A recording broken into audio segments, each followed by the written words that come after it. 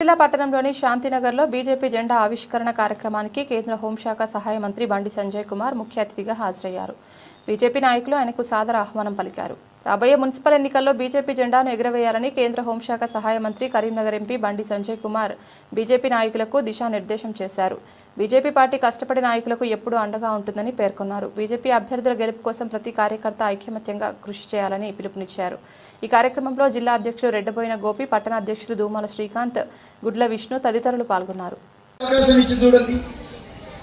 మీ మనసాక్షిని మీరు ప్రశ్నించుకోండి. నాకన్నా ఎవరన్నా సేవ చేసేటువంటి విషయంలో కానీ, కార్యక్రమాలు చేసే విషయంలో కానీ, ఏదైనా ఆపదతే ఉండి వాళ్ళని మీద భుజం మీద వేసుకొని ఆ ఆపదను తీర్చే విషయంలో కానీ నాకన్నా మంచి లీడర్ ఎవరైనా ఉంటే వాళ్ళని మీరు సెలెక్ట్ చేసుకోండి. నేను నాకే ఏది అని చెప్తాను. నేను అందరిలాగా రాజకీయం చేయడానికి రావట్లేదు. నేను పని చేసి, నేను ఏ పదవి లేకుండా పని చేసి మీకు మీ సహాయానికై రాబోతున్నా.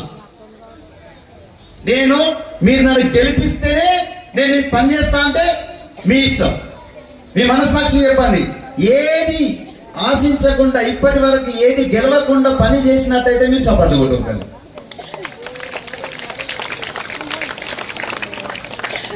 చేసిన అనేది మీ మనసుకు తెలుసు కదా. కానీ ఒక అవకాశం ఇస్తే ఎట్లుంటుంది?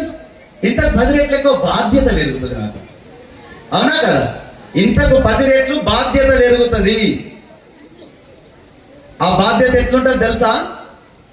పడుకుంటే పరుపు కింద ముండలు ఎక్కువ ఉంటుంది. ఎక్కడ మోరి ఉంది, ఎక్కడ డ్రైనేజ్ ఉంది, ఎక్కడ రోడ్ ఉంది, ఎక్కడ వీధి దీపాలు ఉన్నాయి, ఎక్కడ ఏముంది, రాత్రంతా ముండతో చూస్తే పొద్దుగాల వచ్చి మోరి పండి తిరిగి తట్టి చేస్తాయి. ఏమైంది చిన్నమ్మ? బంగారి.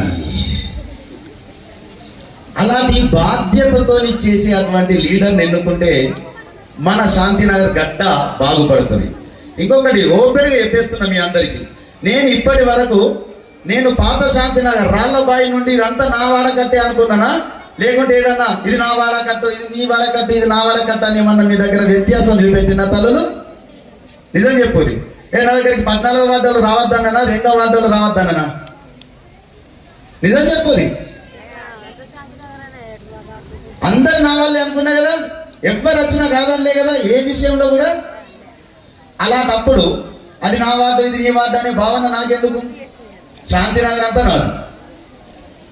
నాకు అదృష్టం కొద్ది మా భారతీయ జనతా పార్టీ బండి సంజయ్ అన్న, మా గోపన్న గారు పట్టణ అధ్యక్షుడిగా అవకాశం ఇచ్చారు. ఆ అవకాశం ఎట్లుంటుందంటే 39 వార్డులు మన సిరిసిల్లలో 39 వార్డులకు ప్రాతినిధ్యం వహిస్తూ అక్కడ ఉన్న అభ్యర్థులను గెలిపించుకుంటూ ఇక్కడ ఉన్న శాంతినగర్లో ఉన్న ఈ 3 వార్డులను గెలిపించుకునే బాధ్యత నాదే కదా. నేను ఒక వాడకట్టుకే పరిమితం కాలేదు. నా పార్టీ నా మీద నన్ను నమ్మి 39 వార్డులకు ప్రతినిధిగా నన్ను పంపించినప్పుడు ఇక్కడ శాంతినగర్లో ఉన్నటువంటి ఈ 3 వార్డులను కూడా గెలిపించుకునే బాధ్యత నాదా కాదా? నేను ఒక వార్డుకే లీడర్నా, పట్టణానికి అధ్యక్షుడి కదా తల్లి. అలాంటప్పుడు నేను మొత్తం ఉన్న 39 వార్డులు గెలవాలనుకుంటా. అలాంటిది నా దగ్గర ఉన్న ఈ 3 వార్డులు గెలవద్దా నేను? పోతే భారతీయ జనతా పార్టీ 2, 13, 14 ఈ 3 వార్డులకి నాకు గెలవకపోతే నేను ఓడిపోయినట్టే, మీరు నన్ను ఓడగొట్టినట్టే. 3 వార్డులల్లా, ఇక్కడ ఉన్న 3 వార్డులల్లా ఎవరు నిల్చున్నా సరే, ఏ అభ్యర్థిని ప్రకటించినా మా పార్టీ కమలం పువ్వు గుర్తుకు ఓటేద్దాం. మనం దేనికేద్దామా? గట్టిగా అభ్యర్థులు ఎవరైనా సరే, ఎందుకంటే మా పార్టీ అధిష్టానం ఉంటుంది, వారు ఆదేశించిన ప్రకారం వారు పంపించిన వారే అభ్యర్థులు. కనుక వాళ్ళు అంటే నేను టౌన్ ప్రెసిడెంట్ గా 39 మంది ఎక్కడున్నా పోయి గెలిపించుకోవాలి. నేను బయట తిరిగన్నా మీ దగ్గర ఉండన్నా మరి కొడతారా? నిజం చెప్పు. ఇక్కడ ఈ 3 వార్డులు మేము గెలిపిద్దాం, నువ్వు పోయి బయట ప్రచారం చేయి, మిగతా వాళ్ళందరినీ గెలిపి అన్నోళ్ళు చేతులు రావట్లేదు తల్లి. నువ్వు మా దగ్గరికి ఎలక్షన్లప్పుడు రానవసరం లేదు, నిన్ను మేము గెలిపించుకుంటాం.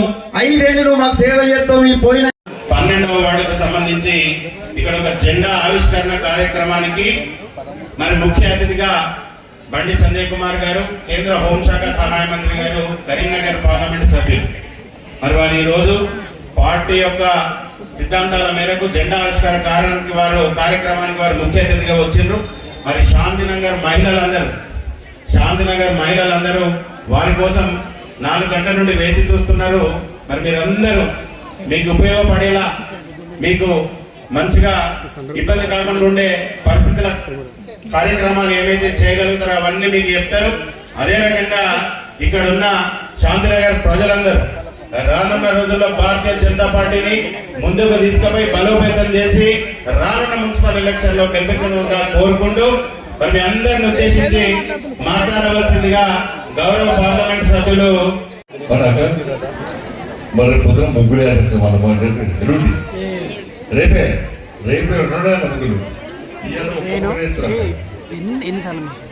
రెండు సిరిసిల్లో మున్సిపాలిటీ 4 కూడా ఇస్తాను తెలుసు. భారత్ మాతాకి మళ్ళీ వినండి ఎక్కడ మీరే ఖచ్చితంగా గట్టిస్తున్నారు. భారత్ మాతాకి, భారత్ మాతాకి జై శ్రీరామ్, జై శ్రీరామ్. నరేంద్ర మోడీ గారి నాయకత్వం, జేపీ నడ్డా గారి నాయకత్వం, రామచంద్రరావు గారి నాయకత్వం. సంక్రాంతి పండుగ శుభాకాంక్షలు. తిరుకోపురి మీద సంక్రాంతి సైక్రాంతి చేసుకుందామని చెప్పి పిండి తప్పితే మా శ్రీకాంత్ వచ్చి మా గోపి ఆదేశం వచ్చి మా పనంతా ఖరాబ్ చేసిండు. ఇక్కడ మీటింగ్ పెట్టిన మాత్రం తిరుకోపురి తిరుపూరు దాకా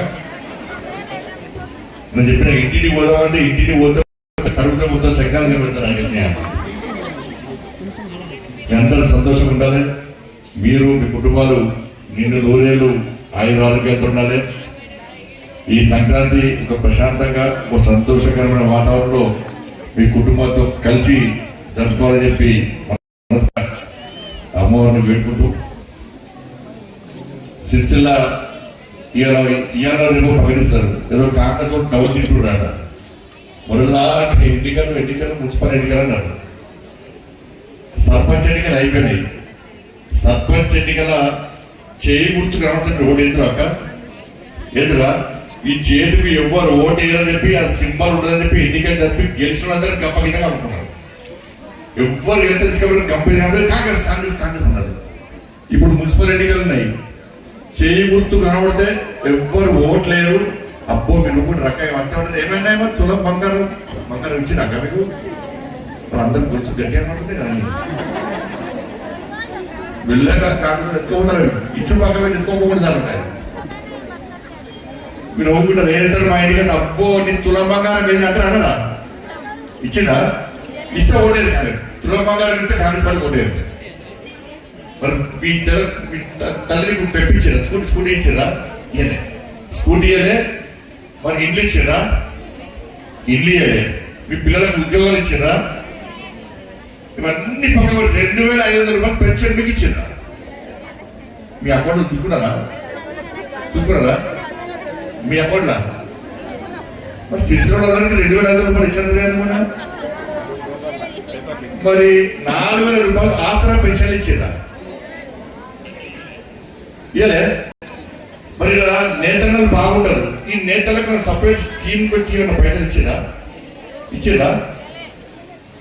మరి ఓటు ఎత్తుకెళ్తారు కాంగ్రెస్ పార్టీకి వేస్తారా? మరి 1000-2000 ఇస్తారు కాదు. మరి ఇప్పుడు అధికారం కదా. ఇప్పుడు మా ఊరు మేము బికారి కాదు. అక్క మేము వచ్చి దండం పెట్టి చేస్తున్నాం అక్క చేస్తున్నామన్నా మాకు ఓటేయండి అంటారు. అవును కదా? కానీ బీఆర్ఎస్ వాళ్ళకు కాంగ్రెస్ వాళ్ళకు అధికారం ఉన్నారు. ఇప్పుడు వాళ్ళు ఏమంటారంటే ఈ 2500 ఈ తులం బంగారం, ఈ పెప్పుడు స్కూటీలు, 2500 రూపాయల పెన్షను, 4000 రూపాయల పెన్షను, ఈ రోడ్లు, మోర్లు, లైట్లు, కమ్యూనిటీలకు ఇవన్నీ ఏం చేస్తానే ఇంటికి 2000 రూపాయలు ఇస్తాము. ఓటు వేసుకుంటాం. బరాబరు మన 5 సంవత్సరాలుగా మేము సంపాదించుకుంటాం. వస్తారు. వేస్తారా?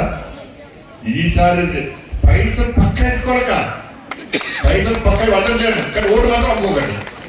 ఎందుకంటే ఓటు మాకేమంటే కేసు అయితే అనుకుంటాను నేను. అవును కదా? పైసలు పక్క వేసుకోండి. పైసలు వాళ్ళ పక్క వట్టి సంపాదించింది ముక్క సంపాదించింది మన పైసలు మనకే ఇస్తారు.